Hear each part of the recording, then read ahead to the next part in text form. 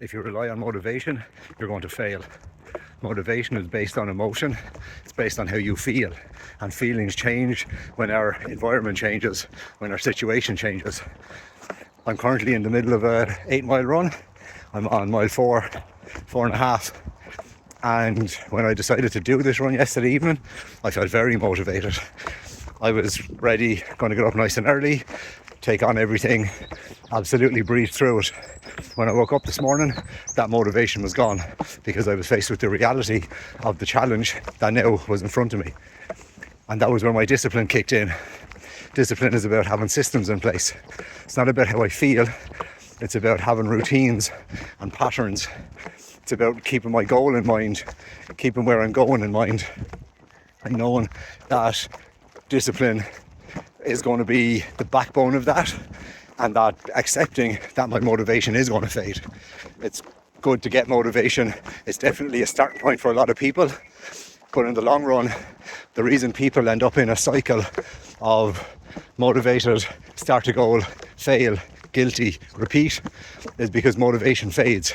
And when people don't have that discipline, the motivation is not going to be enough to carry them through. So what can you take away from this? You need to build discipline in small steps. It's as simple as how you brush your teeth. Most people will brush their teeth twice a day, and it's a non-negotiable. You need to make the things you're doing to work towards your goal non-negotiable. So whatever that looks like for you, if you're studying for exams and you know you need to study an hour a day, 2 hours a day, then you make those study hours more important than anything else. And then once you look at your schedule and you see that that's part of it, you know that you can't do anything else until that study is done.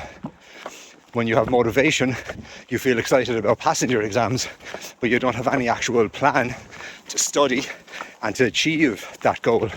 And that's where discipline kicks in. And when people sit down to study, they find that their mind starts to wander. They're not really focused on the task that they're doing. And so that puts people in a position where they're relying on discipline. And if you haven't built that discipline, it's not going to be there. Your motivation is gone too, and you'll end up failing in that task. And you could probably apply that to a lot of different areas of your life.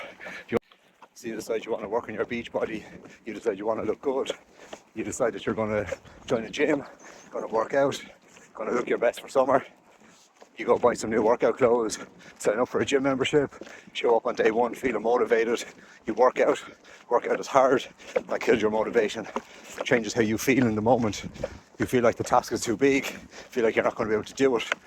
And so when you don't have that discipline behind you and that feeling of motivation is gone, you're going to give up on your goal.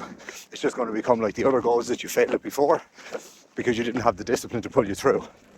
So I'll close with this. Motivation is what gets you started. Discipline is what changes your life. And if you want to know the difference between where you are now and where you want to be, it's the things you do when you don't feel like it.